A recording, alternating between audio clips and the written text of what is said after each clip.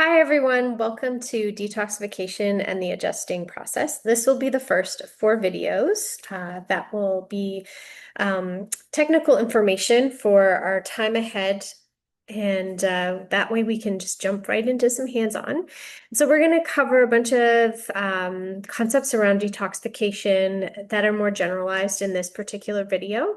And so I'm just going to go ahead and share my screen here. Let me make this bigger and share that here. And we're going to go there. There we go. So yes, welcome. So one of the things that I want to talk about just as a starter to detoxification is that really actually our bodies are doing detoxification all the time. This is something that we have to do just to even deal with some of the toxins that we make from having our natural metabolic processes. We make acids as um, metabolic endpoints with some of our processes, and we have to process them and eliminate them.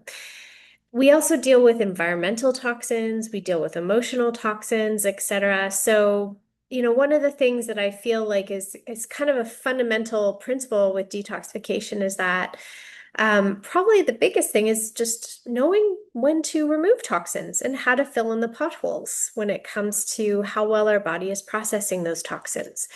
And so I'm just going to go over something that I feel like is a really great analogy for detoxification and the burden that we can be dealing with as humans as we wander the world. I'm just going to start with this picture of a traffic jam. And as you can see, we have rain, we have hail, it's dark and moody emotions, that kind of thing. We have a lot of cars on the road. Nobody's really moving. There's some big potholes and some ice that is making it hard for the cars to get to where they want to go and are blocking their ways. So the visibility is not great. There's nothing great about this picture. It looks like they're going to be here for a while. And that's actually really a good analogy for toxins. We sometimes we have emotional toxins that make us moody and feel like there's not a lot of light in our lives, or we're not focused on positive things. Then also too, we can have these big chunks of hail, which is like crystals, and it can be rainy, and it just makes the visibility very, very poor. That rain could have poor pH. It can freeze and make things slippery. We can have this hail be so big that it causes great big potholes, etc. So this is very analogous to detoxification. And here's another picture. So in this one, we don't have hail anymore. Things are looking a little less moody, a little brighter. We still have some ice. We still have a lot of cars on the road. We still have a lot of potholes. And so really it's like we've just maybe taken out some of the toxins associated with maybe the emotions, or even maybe some of the burden of toxins that we might be exposed to environmentally, and things are starting to look a little bit better here in this picture. But traffic's still not moving. We're still not going anywhere. Not everybody can get to where they want to go and to the right place. And in this picture here, we still have rain, but we don't have ice anymore. So that's really great. It's still moody. It's still, I'm just going to turn up my brightness here on my computer. It's still moody. We still have potholes. And so, the cars are not really moving that much yet either. We're still a little bit stuck. And in this picture here, oh, skies have brightened. It's not sunny yet, but it definitely looks a little less moody. The ice is gone. The rain is gone. The potholes are still there. There's still a lot of traffic on the road and nobody's really moving yet. And then here we go. And now things are starting to move. You can see the cars are starting to move. The potholes are filled in. And now the cars can actually start to get to where they want to go, and things might start to thin out soon. Here we go. We've got some flow in our traffic, and skies again are just a little bit brighter. And then now we've got the sunshine coming through. So things are definitely looking less moody. The cars are thinning out. People are starting to be able to get to where they want to go and start to be able to move. There's no potholes, etc. And then finally, we have a much better mood going on here with the rainbow, and the cars are starting to move and things are starting to flow. And so when we look at detoxification, we really want to try and, we sometimes don't always have a specific toxin that we're trying to target or anything like that. What we're trying to do is just take down the overall burden, and they may have different forms. And when we're filling in the potholes, we're looking at, well, what is the body missing? How come it can't get past and through this set of enzyme reactions? Maybe it's missing a cofactor or a mineral, or maybe there isn't minerals around for the acids to bind. And we'll talk a little bit about that. And so we need all of these things for things to start to flow. And the reality is that our body is able to detoxify and move some of these toxins. But when it all gets too much, it's like a big traffic jam, and there's a lot of stuff to deal with, and it's too much. And it affects even how well our brain works and our mood, etc. But also emotions are a source of toxic stress as well. And we'll talk a bunch about that as we go on through this process. So I just wanted to talk a little bit about some of our foundational chiropractic philosophy, in that as chiropractors, we recognize there's three sources of subluxation. We consider trauma, as in physical trauma, a source of subluxation, the forces our body experiences as we go through life and have slips and falls and crashes, etc. This is definitely a source of subluxation. And then we also have toxins. And as BGI practitioners, we're very well acquainted with the concept of tone, and that experiences and substances have frequencies. And so the frequencies that come into our body and the toxins that come into our body can be things that maybe we can completely catabolize them, and maybe we can't. Maybe we can't finish the job, and we should be able to because we're missing some things and we can't get there. Or maybe those toxins are things that we actually can't process easily and they get stored in our system. And then also thoughts, emotions, our perspective, what we focus on, etc., is a source of subluxation as well. But at the end of the day, all of these things are basically pieces of information, and they carry a tone to them, they carry a frequency to them. And when things are overwhelming in BGI, we recognize that the body then, if it can't actually process that frequency that it's experiencing, it will store it to actually work with it at another time when there's an opportunity to do so. We can open that door. So one of the things that's really interesting about looking at detoxification and how toxins and chemicals affect the body is that there's actually a logic for detoxification. The body has a very logical way of approaching this process. And we can see patterns in this process. There's things that happen when we're overburdened, symptomatology that happens when certain organs are overburdened and overworked and can't get through everything. And so really, actually, when we have a better understanding of why the body's doing what it's doing and how that relates to the detoxification process, we can probably do a little bit more to help it and help it along in terms of getting ahead and getting all those cars moving. So one of the things too that sort of came up for me in practice is that, we know this is a thing, but I can't really say that in chiropractic school I was given any concept about how to assess how the body's detoxifying. I really wasn't. I didn't really have anywhere that I could access that information. We talk about it as a source of subluxation, but I really didn't know how to assess where the body's at in that process, or even have a logic about how to think about that. So, and at the end of the day, in this course, we want to start recognizing how an adjustment can help. I think there's many things that can help the process of detoxification. I don't think adjusting is the only thing we should be doing, but I do really believe, after exploring these concepts and really trying to figure out how I could assess the system and see how things change, that the the adjustment is a very powerful tool to help with detoxification in the body. So one of the topics I'm going to talk about a little bit here is the concept of homotoxicology. So this is a body of work that I studied, and that I feel like it gave me a better foundation to work from to understand toxins and how they affect the body. Homotoxicology is really kind of the foundational principle behind an approach called biotherapeutic drainage. Some of the naturopaths here in North America at least use that, and a lot of what they're using actually comes from Europe. So I'm sure these concepts are being used by people in this type of work all over the world. And so really, it's really how toxins and humans influence each other. So basically, homo means human, toxin means poison. So how do toxins affect the actual human organism?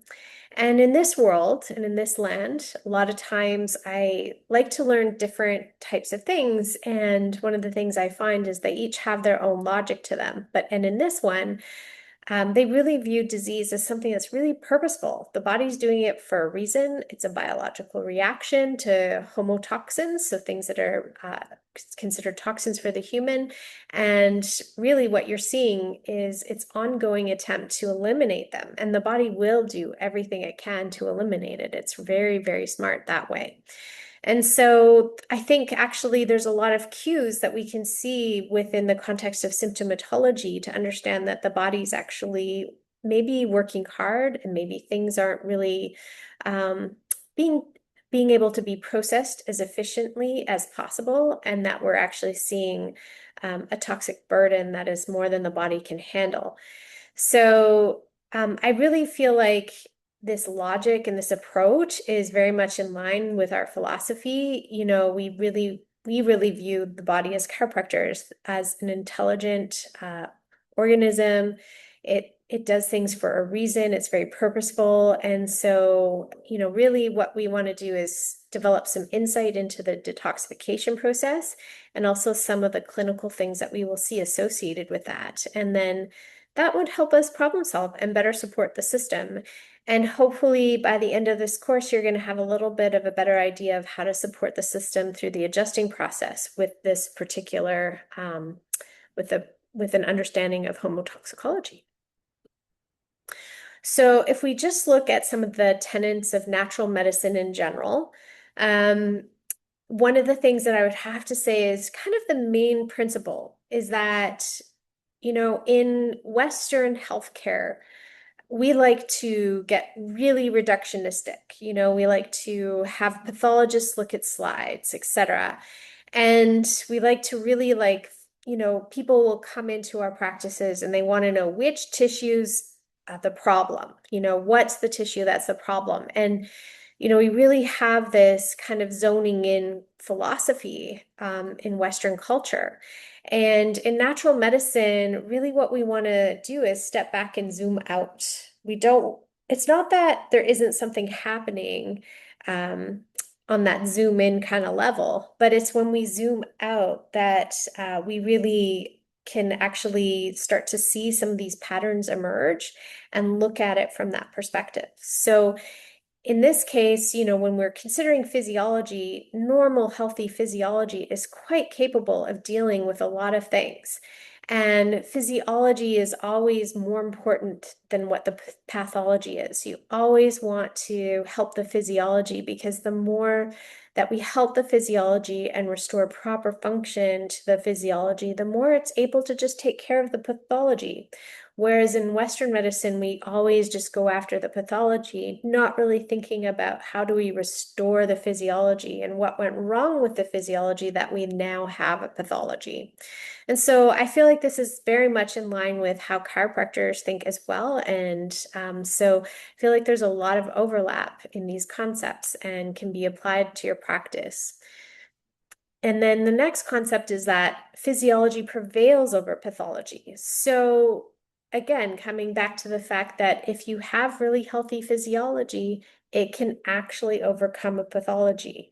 And so we've seen this, we hear stories about this when people do some pretty wild and crazy natural medicine things and then are able to overcome something like cancer or Lyme disease or some of these very serious diagnoses.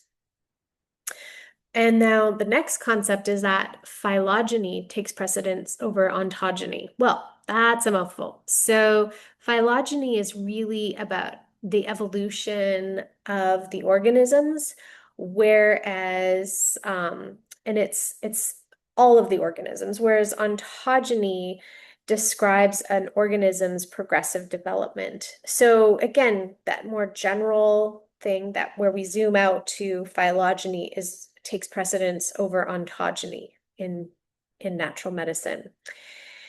And then the next concept is, again, that the general takes precedence over the particular. So we really want to zoom out to the general and make sure that we take care of all of those good basics before we dive into the particular. And to be quite honest, over the years, I've really seen this play out in practice a lot where, I've had the fortune to work with some really great naturopaths and co-manage a lot of cases. And what I find really interesting is that, sometimes people come in with this laundry list of symptoms. It's almost like everything in their systems review is checked off. It's quite overwhelming.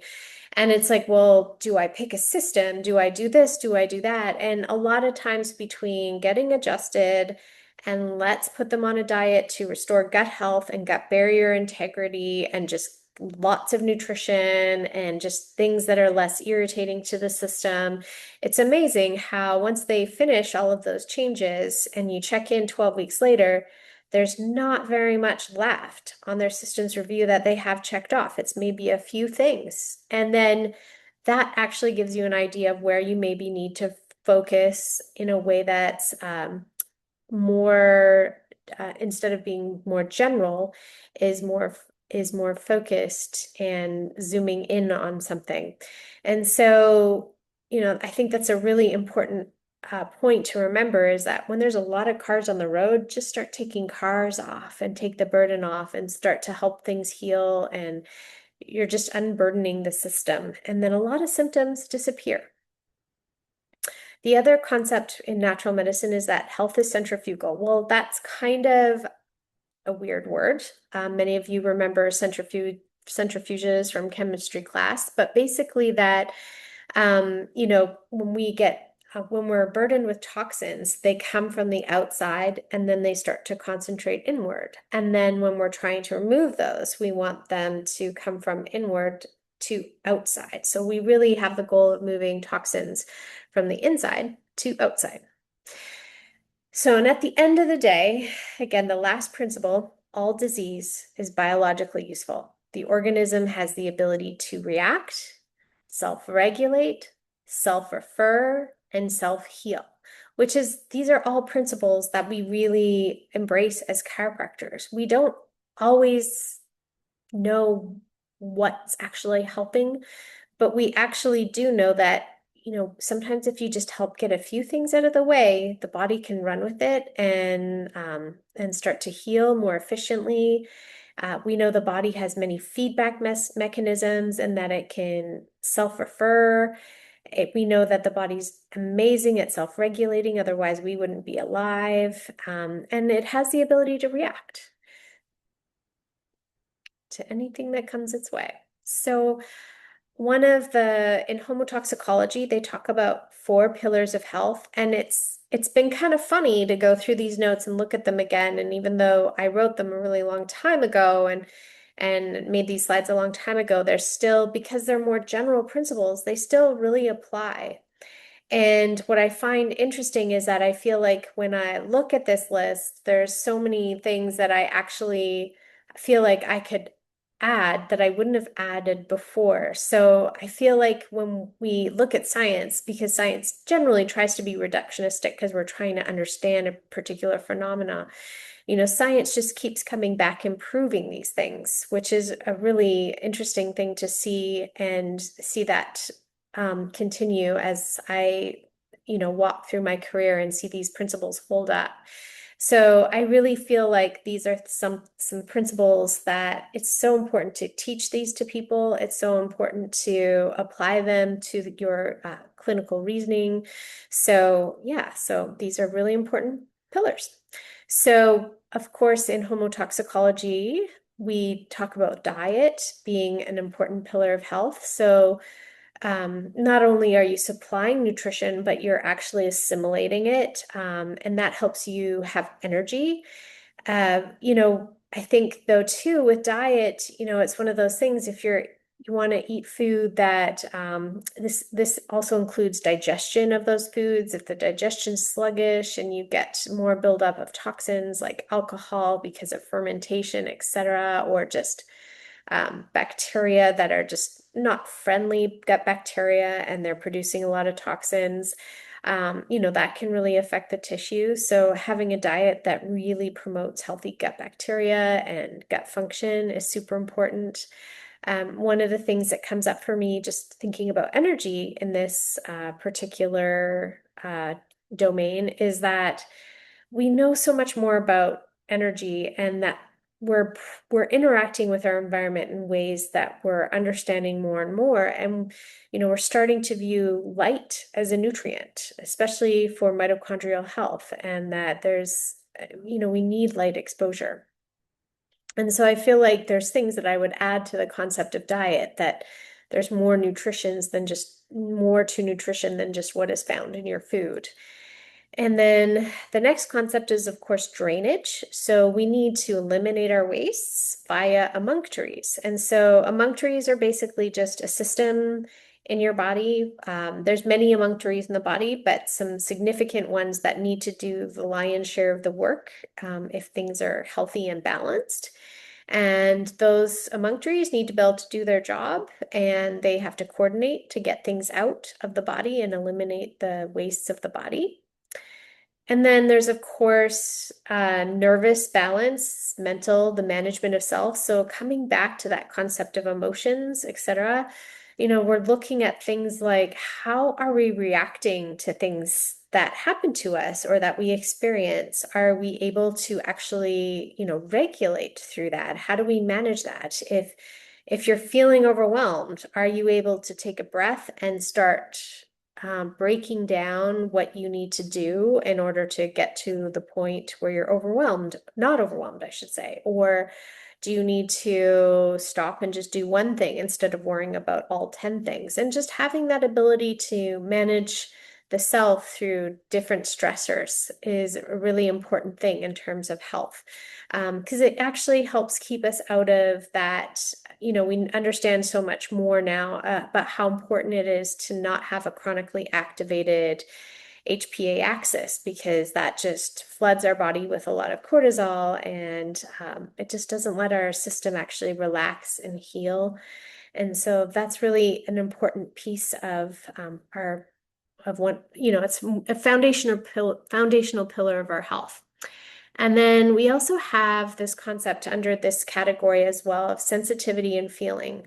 Our nervous system is spending a lot of time collecting information about our environment and our sensory systems. We have interoception and exteroception. If you've ever been hanging out with Monica Berger, she talks about this a lot, about how everything from like our vestibular system and just our understanding of how we're feeling inside our bodies, etc. Those are really important sensory systems, as along with our 5 basic senses. And so one of the things that can happen to us is sometimes we can have hyposensitivity, as in we're just not noticing very much because we're not in our bodies and present. And then we can also go the opposite, where we're hypersensitive, and that's actually not a great thing either. And as we'll talk about in one of the other videos with the liver, is that when the liver's overburdened, a lot of our sensory experiences become more acute. We become a little bit more hypersensitive, and just the burden of all of these things affects how our nervous system is actually experiencing things that we're sensing. And then also too, that ability to have reason and intellect. when our brain's feeling great and it doesn't feel foggy and we're not feeling overwhelmed, etc., we can actually stop and think about things and use that ability to reason and our intellect to solve problems. And that really helps in terms of having good health, because then again, your HPA axis isn't chronically stressed and activated. So, but beyond all of that, we shouldn't have to, we should never suffocate the spirit in trying to achieve nervous balance. And again, we want to be able to unleash our ability to be intuitive, that ability to collect a gazillion data points in 1 second and just know that we need to do such and such. And or the warning systems that we have in our bodies that maybe are more subtle, and we allow our intuition to take the lead. So these are really important things to balance: is reason, intellect, intuition, our senses, how we manage ourselves, etc. This is an important pillar of our health as well. So one of the things too that we have to deal with in terms of our health is heredity and our terrain. So we, of course, inherit chromosomes. And as some of you may be familiar with, sometimes we can have chromosomes that help us make enzymes that are more efficient and do a great job. And some of us can have chromosomes that make enzymes that are not really efficient and not doing a really great job. And we're just a little more vulnerable in certain ways because of that.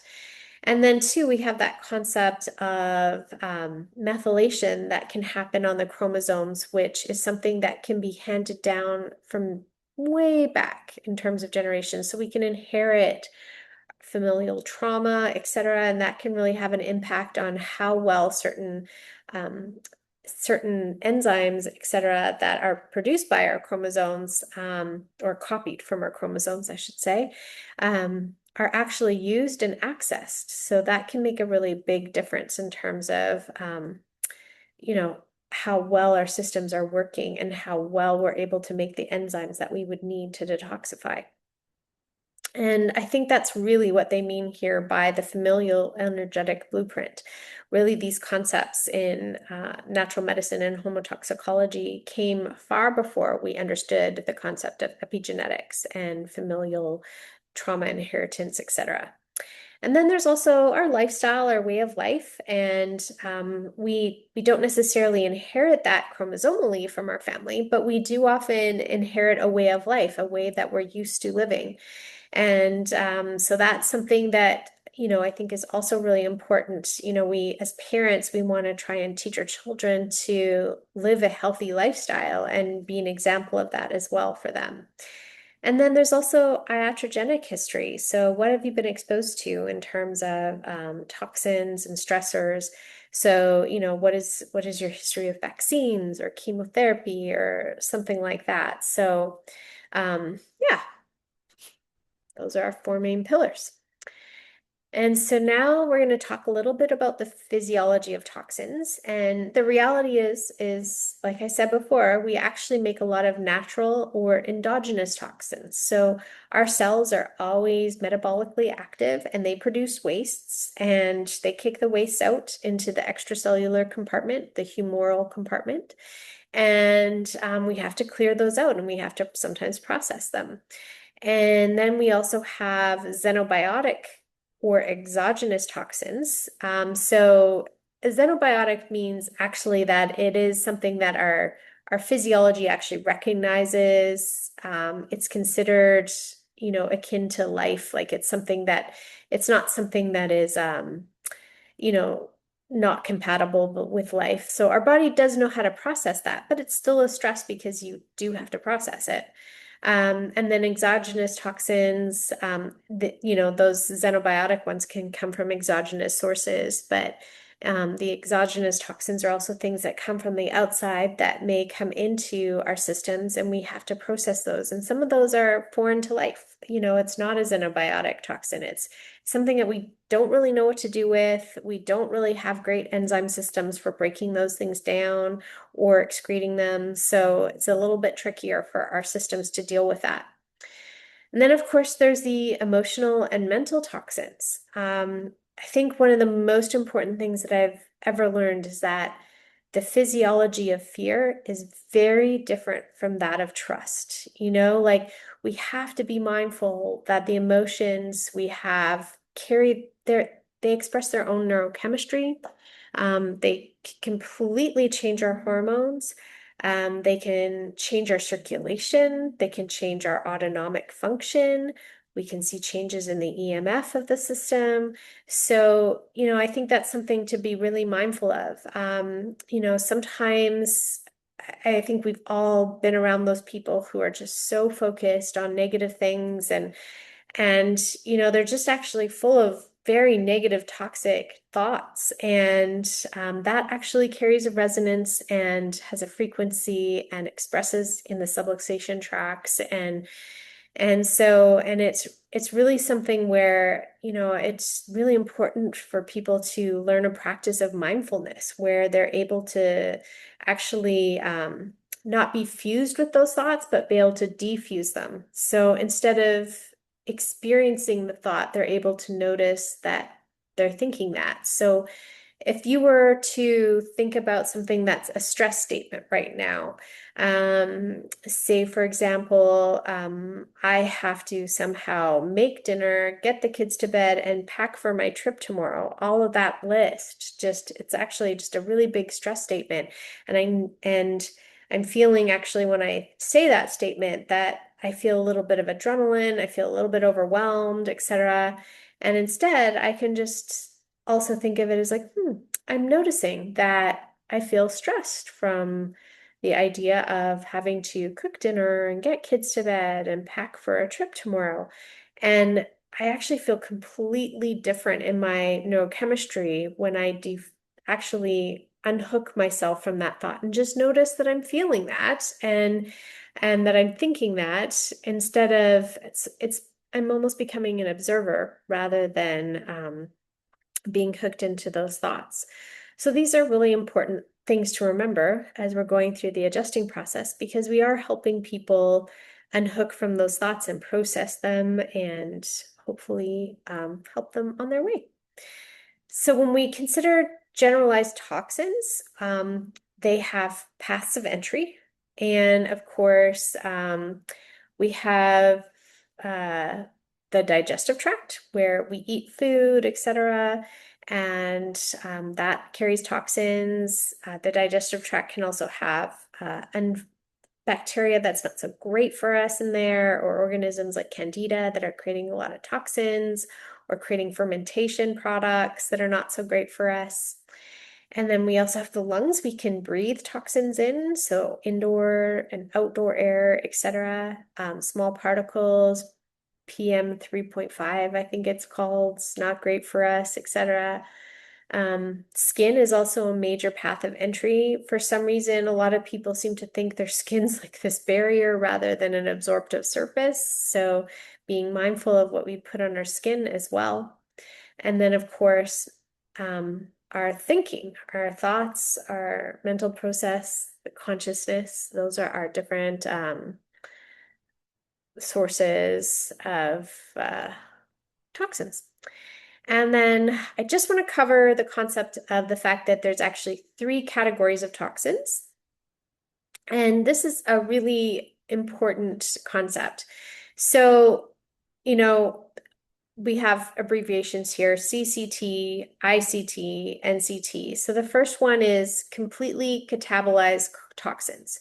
So that's something where, say, for example, you drink alcohol, you have enzymes that break it down to formaldehyde, and then from there it's broken down into water and carbon dioxide or things that your body can actually excrete. I hope I'm right in that. I can't remember exactly how that goes, but I know formaldehyde's in the middle, and then we're excreting simple end products that the body can easily excrete. And so when something gets to the end of catabolism and is able to be excreted, We call that a completely catabolized toxin. And that is what we want to see happen with the body. We want to see completely catabolized toxins because completely catabolized toxins are something we can eliminate so that then things can go to tissues like the kidney, sweat, and just get out of the body. And then incompletely catabolized toxins is a little bit complicated. This is actually a really important concept in that, when you have incompletely catabolized toxins, you basically have things that are not getting to their end products properly, and that can be for a lot of reasons. And so we use enzymes to catabolize toxins in our system. And so, say, for example, if you were to consume alcohol. So, what happens if you combine alcohol with, like, grapefruit or certain pharmaceuticals with grapefruit? That's why it's a contraindication, is that step where it goes to formaldehyde. The grapefruit causes the formaldehyde to stick around longer and do damage. So it's not just swept into the next step of to be catabolized, it gets stuck there. So it can do some damage. And so that's one of the ways that you can have incompletely catabolized toxins. Things can't move on to the next step. We can have situations where maybe there isn't enough oxygen around. And so we want to actually make sure that we're breathing, et cetera, and getting exercise so we can get oxygen to these tissues to completely catabolize these toxins. Another thing that can happen is that the enzymes do the work, but we have to make those enzymes. And guess what? We need like proteins. We need, maybe some B vitamins, some magnesium, some zinc. We need all sorts of things to actually make these enzymes work. So if they're missing something, they actually can't actually do their job. So, and then you may have enough enzyme around, but maybe not enough cofactors with all of those extra nutrients. So that can lead to incompletely catabolized toxins as well. And this really isn't a comfortable thing for the body. And this comes back to why diet and getting these nutrients is actually incredibly important to this process. And the problem is when we have a lot of incompletely catabolized toxins around, the body has to do something with them until you can catabolize them. And so it might store it in the immune system, in the reticuloendothelial system. It'll bind it to a mineral and store it in those cells, or maybe in a cell that's not very active, like a fat cell, etc. So it's just going to put it away because when you have these things hanging out, they actually disrupt the pH of the blood, and that's a sacred thing. You can't be disrupting the pH of the blood. So the body's going to hide those things away until you can deal with them. And the interesting thing is that, well, then how's the body going to get that out? One of the reactions that we see is sometimes an inflammatory reaction, because that can actually open up things, make them more porous, and get these things out. And so you're dealing with something that's creating this low-grade chronic inflammation all the time, which isn't great for us because that just rusts us and ages us in a different way. We don't want to, when we see inflammation happening, we know that there's probably some toxins that are just not really getting through all of the enzymatic reactions that it needs to. And then the other thing the body might even do is have a fever. I don't know about the rest of you, but sometimes when you have a really good fever, and usually that comes along with some light fasting or just less food, you come out of the fever and you actually just feel like your body's been cleaned, which is actually not a bad feeling, actually. So, this is another way that your body's going to strategize to try and get these incompletely catabolized toxins out. The fun fact about fever is that fevers actually are also known to kill small cancerous processes. So, and those are considered like processes where the cell is really degenerated because of toxins and actually can't, it's totally dysregulated the cell cycle, what's happened. So that's kind of an interesting thing as well. And then the last item is non-catabolized toxins. So these are things that your body's like, I don't know what to do with this. I am just going to store them somewhere in the body. Usually these things are acids, so it's going to take a mineral and bind it to this toxin and try to store it somewhere, again, because the blood has a pH that it needs to maintain. So it's again going to put it maybe in one of the immune cells or a less metabolically active cell, like a fat cell, etc. So until it can actually catabolize these things. So, you're going to see this happen with things like heavy metals and PCBs and the things that our body just doesn't have any idea what to do with.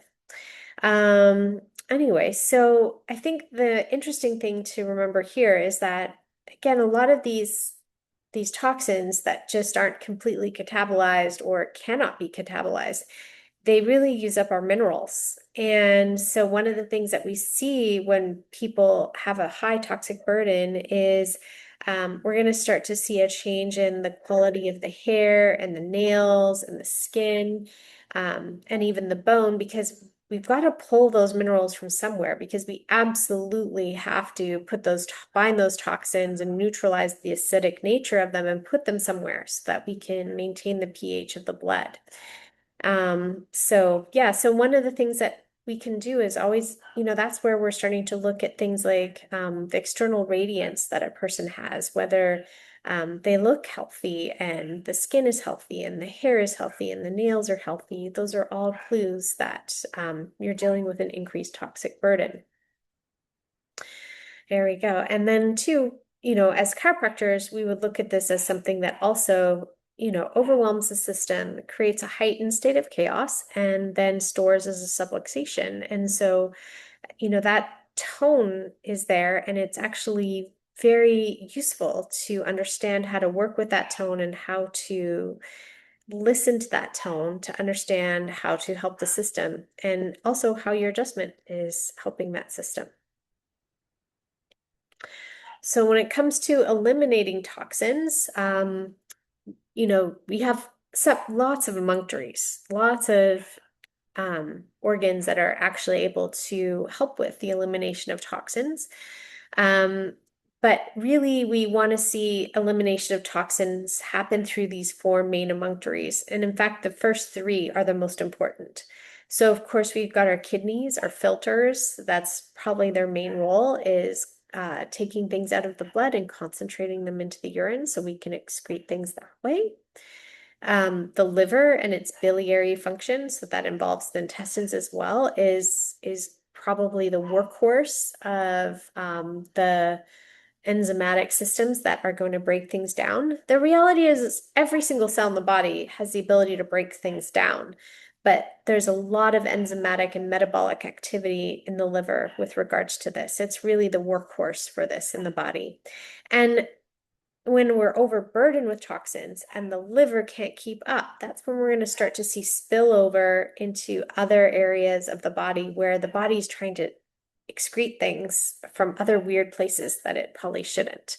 A good example would be like chronic sinusitis, where the body's just trying to drain things from the sinuses because it can't get it out through the liver. So one of the things that's amazing about the body is it will try to get it out, even if it can't get it out the right way. And really what we want to do is have a level of burden when it comes to toxins that our organs can keep up with, and that things go out the right way, because we're going to see less symptomatology with that.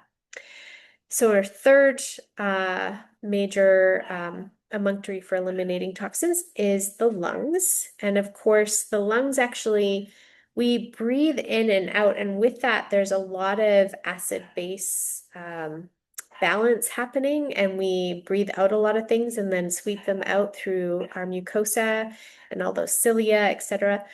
So the lungs are a significant way that we can eliminate toxins as well. I would have to say, out of the three of these, liver is probably the most important, and then kidneys, and then lung. And then last but not least, the skin. It's not always great to have things coming out of the skin when the liver is really overburdened, but the skin eliminates a lot through sweat and strategies like that. So it's another way that we can safely eliminate toxins without getting too many symptoms. If the skin starts showing symptoms, then that's a bit of a problem. We don't want to get to the point where we're seeing boils, etc., and things kind of trying to evacuate through the skin. And so when we're thinking about toxins and the body, one of the things that I think is really important to remember is that we have a lot of homeostatic systems in the body. So there's going to be people who are going to feel better because you balance their homeostatic systems. And then there's going to be people who feel better because you actually got the junk out. And so I feel like with different systems, it's good to know which one they are. And sometimes that's kind of hard to tell. But I think that also is a question for tone. Do we need to balance the system more than we need to detox it? Because when we restore the physiology, then they're able to get ahead of some of those toxins. And then for some people, they just really need those toxins out just to get that physiology to restore as well. So it's tricky. Different people are different, but when you're looking at balancing homeostatic systems, you're really looking more at restoring hormonal balance and things like that, and some of these things here. So, acid-based metabolism is pretty much the main homeostatic mechanism for dealing with acidic toxins. Our body makes acids all the time. Like we make uric acid, we make lactic acid, tannic acid, acetic acid. Like our body makes a lot of acids. And so we need to buffer those acids. And we know that the blood is great, has a system for buffering these kinds of metabolic wastes, and so that then we can eliminate them. Water metabolism is really important. We're probably around 60% water. We die if we lose 11% of that. One of the ways that we deal with toxins in our body is also we solve pollution by dilution. And so it's really important that we have water around and we can dilute those toxins and put them into solution. And then we also want to move that around with breathing and movement and with circulation, etc. And then there's also metabolism of our mineral electrolytes. And so oftentimes our minerals are found as ions in our blood, and they can bind with those toxins and neutralize the acidity of them. And so, when you are deficient in minerals, it can be really hard on the body. One of the things that we see with deficiencies in minerals is premature aging. I did not realize how important magnesium was for preventing cancer. It really helps our enzyme systems that repair DNA. That we need these minerals around. And one of the things that we also see, and it's kind of a fun book to read, there's a book called Drug Muggers. And I highly recommend it because you can look up any class of drug and it will tell you what kind of nutrients you need to actually metabolize those drugs. And you will find that actually pretty much every single drug helps you blow through calcium and magnesium. Like just guaranteed, you're going to need more of those. So it's really something to consider when somebody's burdened with extra toxins like pharmaceuticals or toxic exposures that they can't actually eliminate, etc. Really upping their minerals can be quite helpful because then their body actually has something to neutralize it with and then doesn't have to take it from their teeth and their bones and their hair and their skin and their nails, etc. Okay. And anyway, so one of the things about toxins is that if we were to just generalize kind of the types of toxins, don't get too attached to this, we're going to see toxins that form crystals. So they're going to feel a little different than, say, like a fluid. It's like there's like things caught in there. And so, that can come from, the breakdown of proteins like eggs, fish, dairy, beans, cereals, refined foods, pharmaceuticals, just the crystals can form. And one of the interesting practices out there is dark field microscopy, and you can actually see these things in dark field microscopy. So that's always kind of fun if you take a visit to somebody who uses that tool for looking at the blood. The other thing that we see is something that toxins can feel very gluey in the system. So this might be produced by foods that are richer in starch, like breads, cereals, pasta, things that are maybe rich in fats and like cooking fats that maybe they're fats that shouldn't have been heated, etc. One thing about fats is that we need them. We need them for our cell membranes. We need all kinds of fats. We need some saturated fat for, we want omega-3s and those monounsaturated fats for the fluidity, but then we also need a little bit of rigidity from those uh, saturated fats. So really, for healthy cell membranes, we need the mix of fats, but we don't want things that are oxidized and turned into trans fats, etc. We want nice, healthy fats that give us nice, healthy membranes. So glues are another type of toxic tendency. So as you're palpating, this is something actually you can kind of pick up on. Does this subluxation tract feel like the toxic burden it's dealing with is more crystalline in nature or more gluey and thick and heavy? You know, things have a different feel depending on what they are. So in homotoxicology, we actually, I want to go back to that last slide. One of the things about crystals is that they can deposit in the joints, the skin, the intestinal mucosa. Um, they're generally, water soluble. They might be eliminated by kidneys and sweat glands. Um, they can also accumulate in the gallbladder and salivary glands, the stones, etc. We definitely want to increase water in this case, but glues, they can be mainly kind of like something that's deposited in the mucosa, the connective tissue. We might see lipomas, we might see fibromas, might really impact the lymphatic network and make it feel really sluggish. Again, they're often very water soluble. We need the liver and the intestines and the sebaceous glands to eliminate them. They might be also eliminated by the mucus itself, like as from the mucous membranes as a mucus as well. I find it really interesting. One thing I did see is that with somebody who did cancer treatment, one of the ways that the cancer, as it was leaving the body and was processed, was it was coming out as like mucus in the stools, coughing up mucus. Like it was just one of the ways that the body actually got rid of stuff associated with the cancer. And this is a pretty common thing to have happen with the approach this person was using to address cancer. And so that I always just thought that was kind of interesting that you know that's kind of the way that presents there. So now we're going to go into a concept where we're going to look at how is this affecting, they call this the progression of toxic impairment. There's 6 levels, but how does this basically move from being maybe an extracellular accumulation to one where it's an intracellular accumulation of toxins or a burden?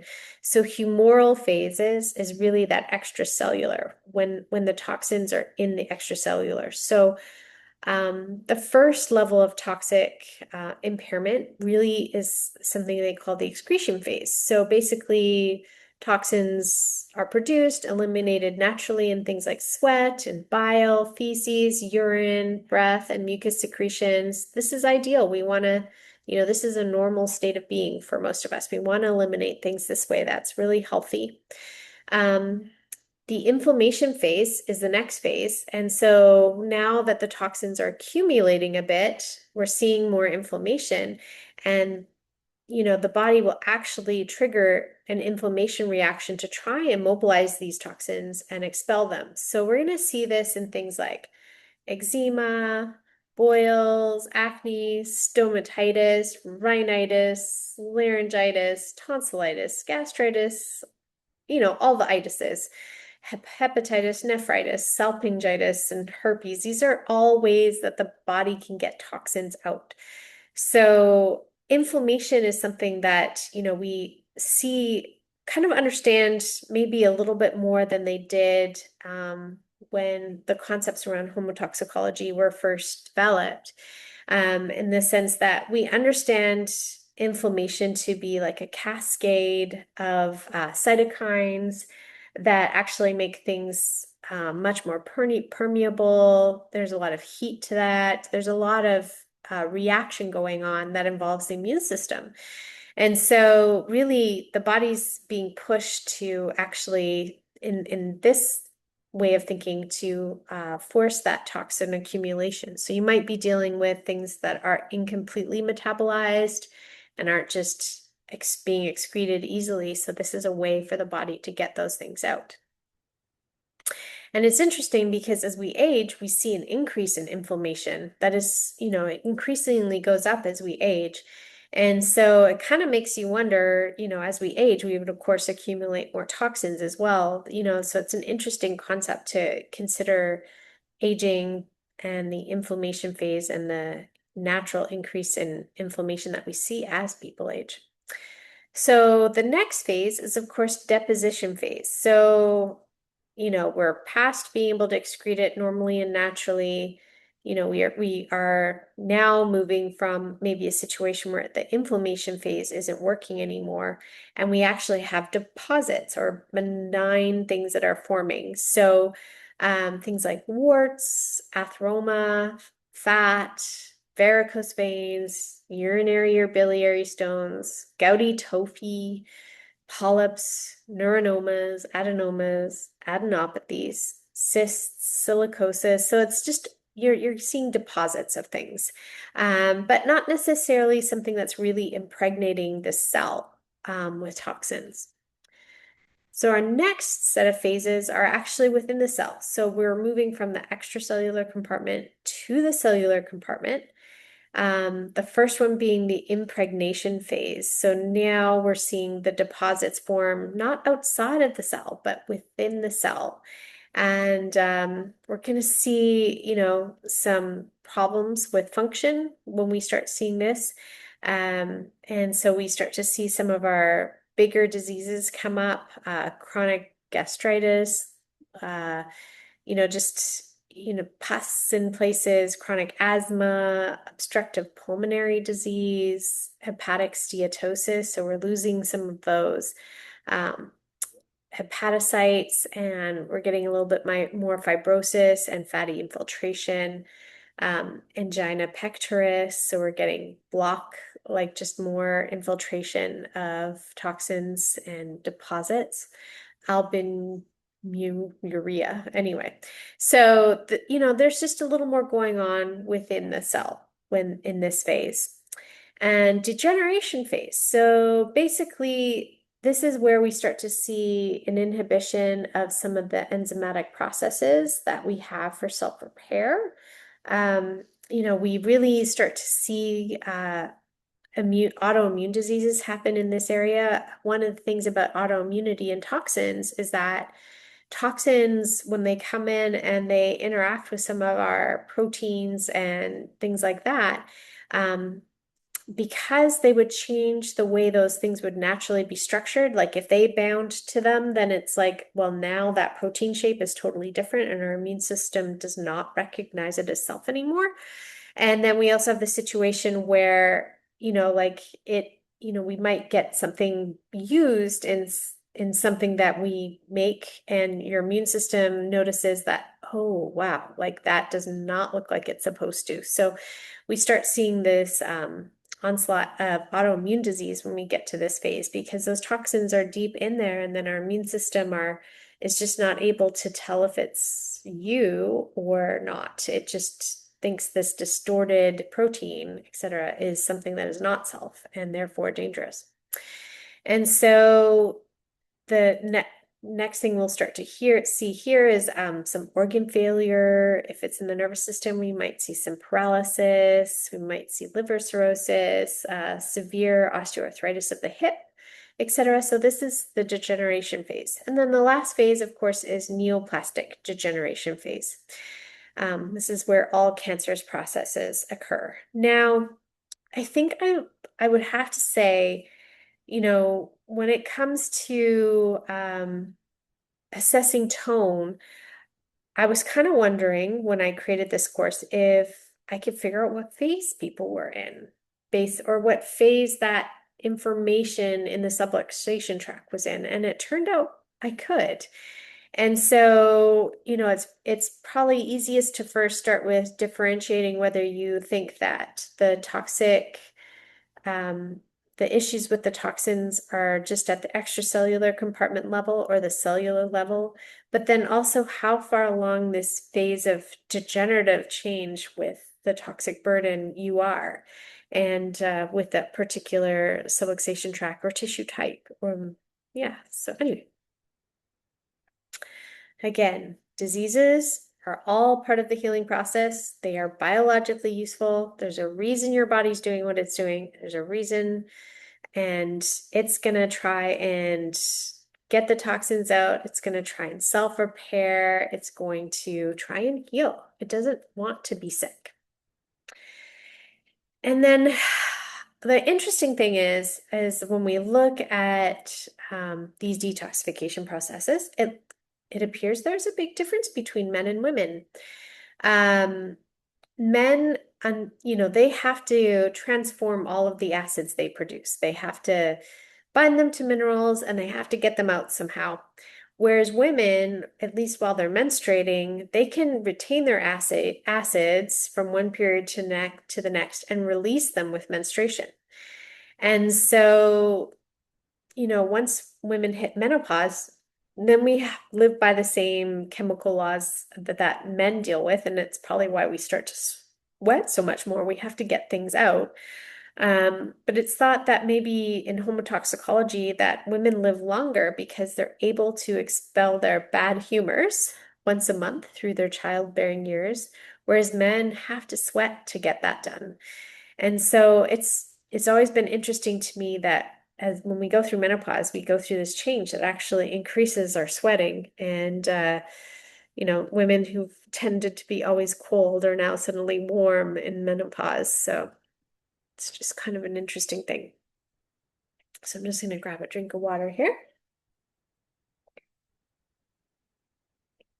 Principles of natural medicine. So one of the simple things to understand is that we do this as chiropractors, we understand this, that we need to, on one hand, know, respect, and use the forces of nature. We want to work with the body rather than against it. We want to remove interference. We want to apply force in a way that helps bring some momentum to the processes in the body. When it comes to working with the body from this perspective, we also want to, they call it energetic envelopes, which harmonize and underlie the physical and functional body. And as chiropractors, we probably understand this more as the flow that we feel in the system. Do we feel the spiral and the the torus coming up? We also want to take advantage of any self-regulation capacities of the body and use those so that we have physiology prevailing over pathology. And we really want to respect the physiology of the body and favor prevention as well. We don't want to wait till we have a serious neoplasm. And, it's a very difficult situation to deal with when you're that far along. You're at the 6th stage. So not that it's impossible, but it's just a lot of physiology to walk back and improve in order to overcome that. And we want to also not suppress the symptoms of elimination, and we want to favor the drainage of toxins. So if you're dealing with eczema, yeah, cortisone cream might make it feel better. It doesn't cure your eczema, but it does help make it feel better. But it's just another toxin that we're burdening the body with. And so it actually adds to the load that we have to get draining out of the body when you deal with things in that regard. And, it's more and more, I think people are recognizing that the therapies that maybe give these very quick, easy, fast results don't always get us where we want to go at the end of the day. And 2 years later, we're not necessarily ahead because we did that therapy. We may actually be worse at all and at that time. So the other thing is that we want to work on using stabilizing natural therapies rather than those suppressive chemical therapies, which also comes back to that eczema example.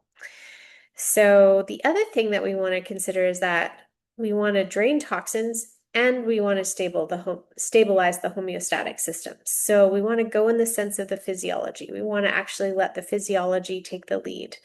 And that's a really important thing to remember. So when we're working with, say, the kidney has many, many roles. It acts as a filter. It helps bring out those completely catabolized toxins and lets us eliminate them, but it also works really hard to keep a balance in the blood and balance the electrolytic system in our blood as well. So, we've got a dual purpose there with that. And so we really want to make sure that the body's able to do both of these things in the process. And we are going to support the physiology to work really well.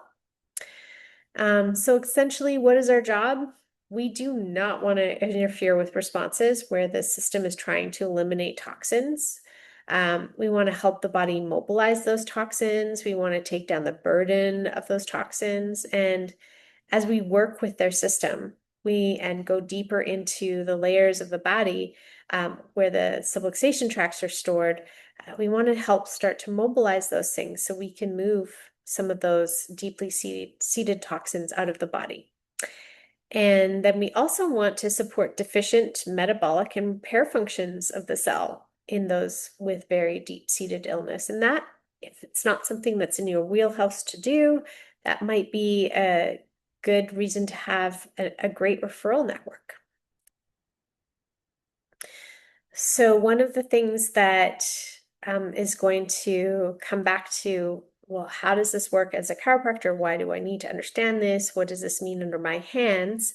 We're going to use our palpation skills and our ability to discern information from tone. And we're going to do things like we're going to evaluate for the phase of toxic impregnation. So we're going to try and determine if the toxins are humoral, as in the extracellular compartment, or whether they are cellular and in the cell. And so we're going to try and figure that out with our palpation. And then one of the things I would have to say is when toxins have moved along and they're really storing deep inside the cells and things, there really starts to be a feeling in the generalized body and in their physiology that there's like a process happening. And I'm not really sure how to describe it other than that, but that every sort of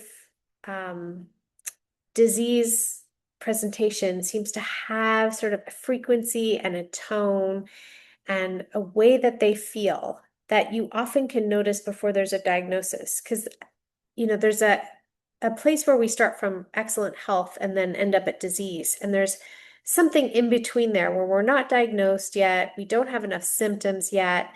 These things are progressive, right? We have to get to a certain point before it gets called something. And a lot of times people are experiencing symptoms and concerns before that, but it's not enough to call it the thing. And so, a lot of times we can start to feel that as being some sort of underlying process where we know we're going to end up at a thing, some sort of diagnosis that they're going to have.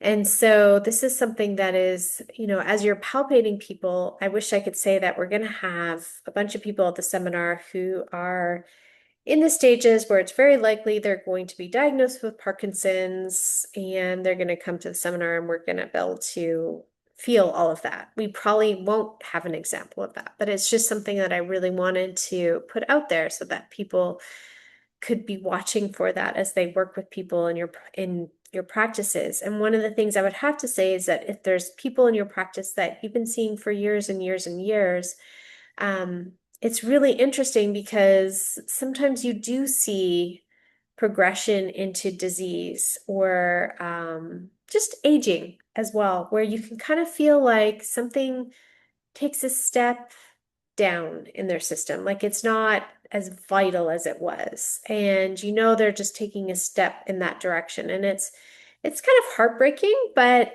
I think it's something to be aware of. I think, we have a culture that's very focused on birth, etc. But unfortunately, we all will age and decline. And I think I think we can play such a big role in just walking through that journey with people at the decline of aging. And something's going to happen to all of us, hopefully, if we get to live long enough.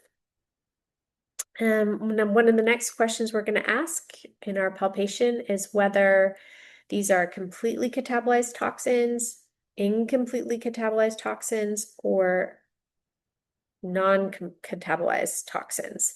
So this is a really important question because it helps us figure out, well, how do we, going back to the traffic jam example, fill the potholes so that we can have those incompletely catabolized toxins metabolized?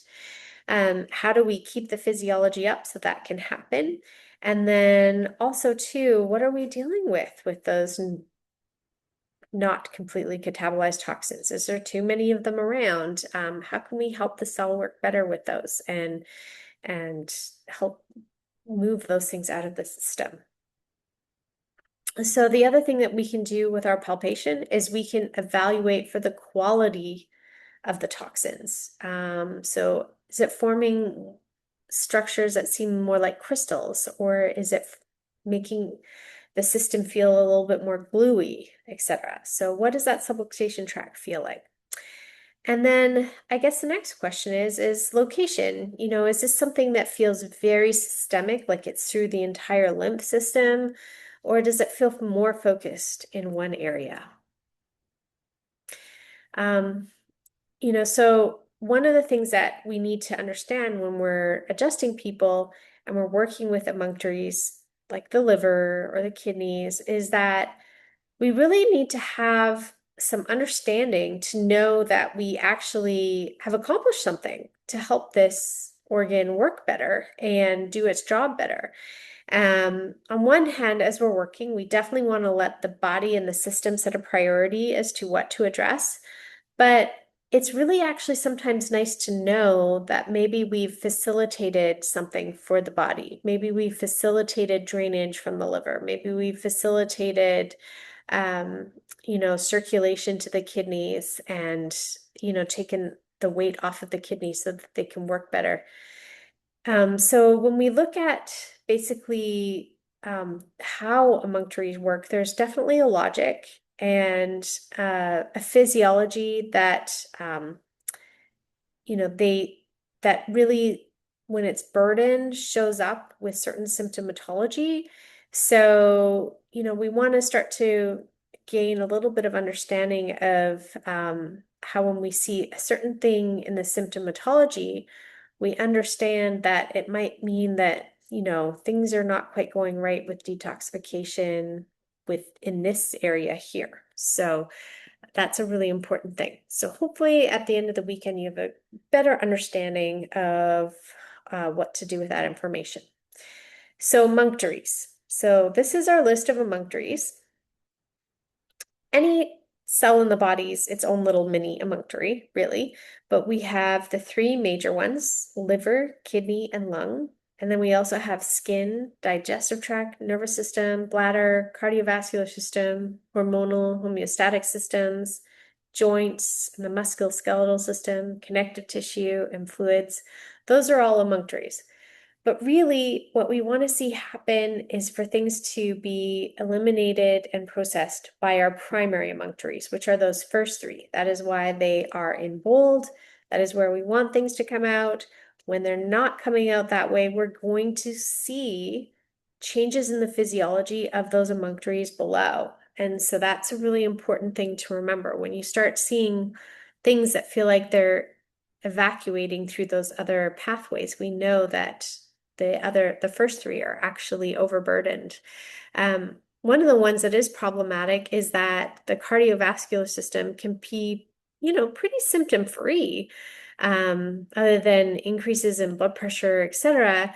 Um, so sometimes, there's certain ones where it's more obvious, where the skin, can be more obvious when we eliminate through the skin, when we can't get it eliminated through the liver and kidneys, for example.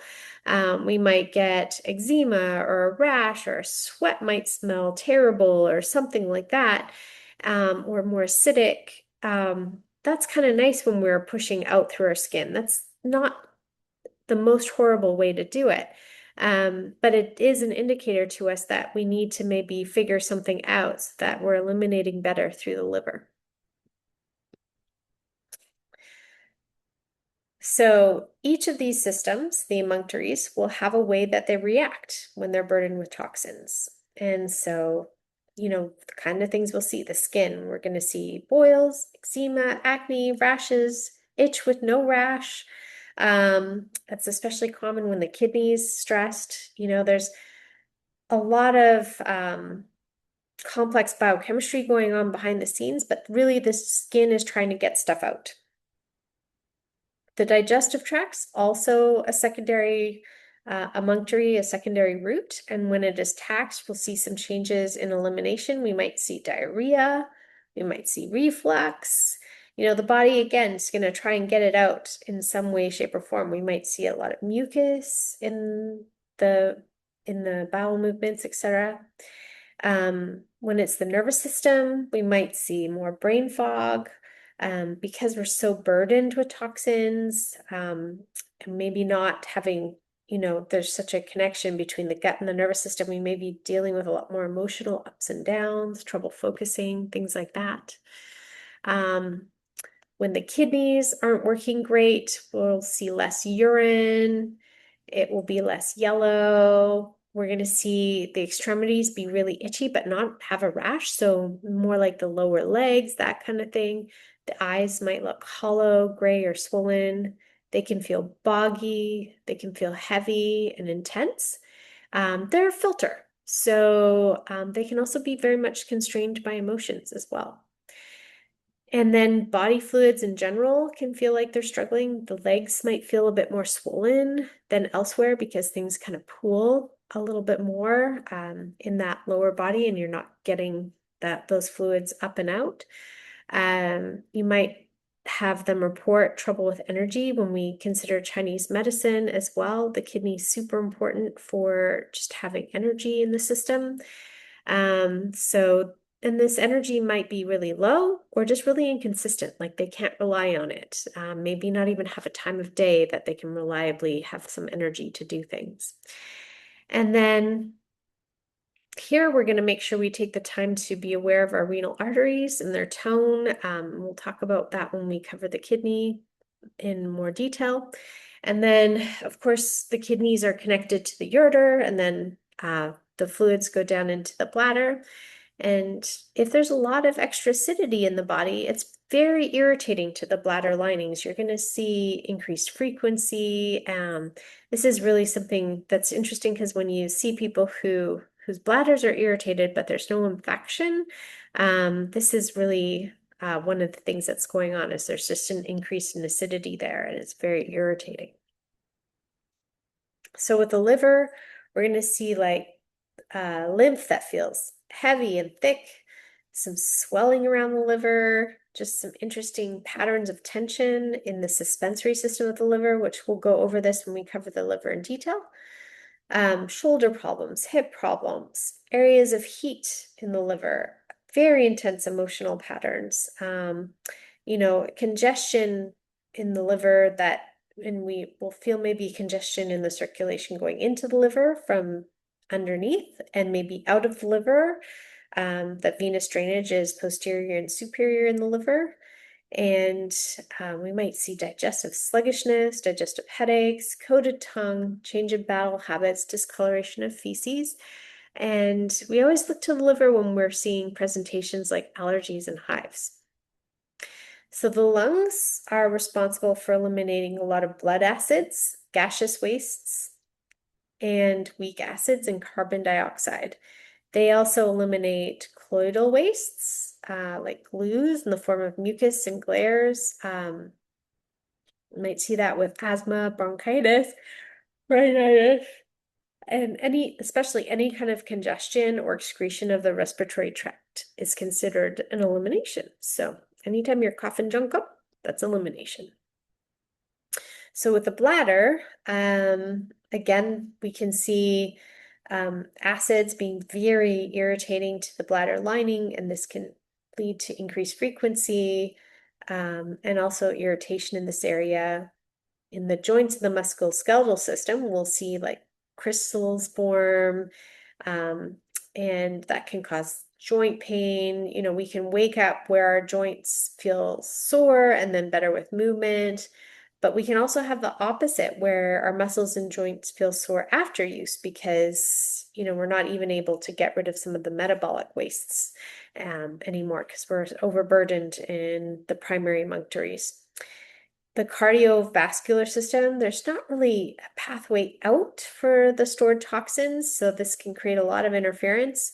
The cardiovascular system, think of it as the main fluid pump. It's like the drummer of the body. It establishes a primary rhythm in the body, and it's the most physically powerful rhythm in the body. So this is really, really important.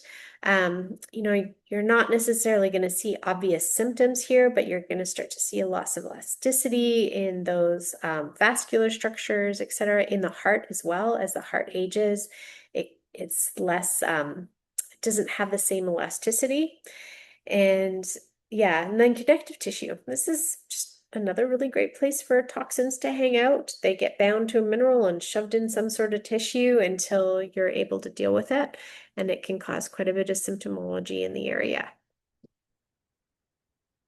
And so homeostatic systems are more the systems that help keep things in balance. So we're going to see those feedback loops to maintain equilibrium, and so that our bodies are never going, you know, too high in temperature or too low in temperature, not too high in sodium, not too low in sodium. We always want things to be operating within a specific window in order for everything to really work well. And those feedback systems are super important. But anyway, so our homeostatic systems involved our electrolytic system, our metabolic system, our immune system, our hormonal system, our nervous system, and our cardiovascular system. And so, you know, there's going to be people where getting the toxins out feels really important when you're palpating. You're going to notice that that just seems like the really important thing to have happen for their system. And then for other people, it's going to be bringing them back into balance in these different systems here. So these homeostatic systems feel like they're just struggling to balance. You know, trouble with the adrenal glands is a great hint to prioritize the homeostatic systems. When there's less stress on these systems, the body can actually just relax and heal and not have to work so hard at maintaining homeostasis. So when people are struggling with homeostatic systems, we're going to see orthostatic hypotension, unrestorative sleep, delayed recovery from exertion, slow healing, those kinds of things. So no matter where the physiology is attempting to eliminate, we always have to go back to the primary emunctories. So say, for example, you have eczema in the skin and you want to help the eczema. You don't want to try and push more toxins out of the skin. You actually want to get the toxins going out, processed by the liver and out from the kidneys or breathed out by the lungs. You don't want to try and push them more towards the skin. So really what we want to do is always start with focusing on those primary emunctories. And then those secondary ones, like the skin, can start to feel unburdened and not have so much to deal with. And we're going to see less symptomatology. And so, of course, we're going to focus on those kidneys and liver. You know, we want to, you know, get the liver metabolizing things, and then we want to kick it out with the kidneys. And so we really want to prioritize both those organs in any situation. You know, even if the symptom's happening in the joints, we still want to prioritize those primary emunctories. So the lungs, I often find that I don't feel like they're as burdened as the liver. It doesn't do the lion's share of metabolism like the liver does. But the lungs can become more and more important when, say, for example, people are exposed to things like forest fire smoke. And at least up here in Canada, we've been having periods of summer fires where our air pollution is significant and the particle level of the air is quite significant as well. And so I often find supporting the lungs at these times is something that I have to consider clinically. There we go. We're all done, and I'm going to stop recording. Our next videos are going to be on each of the primary emunctories specifically. So we're going to cover liver, kidney, and lungs. And so I look forward to seeing you in those videos.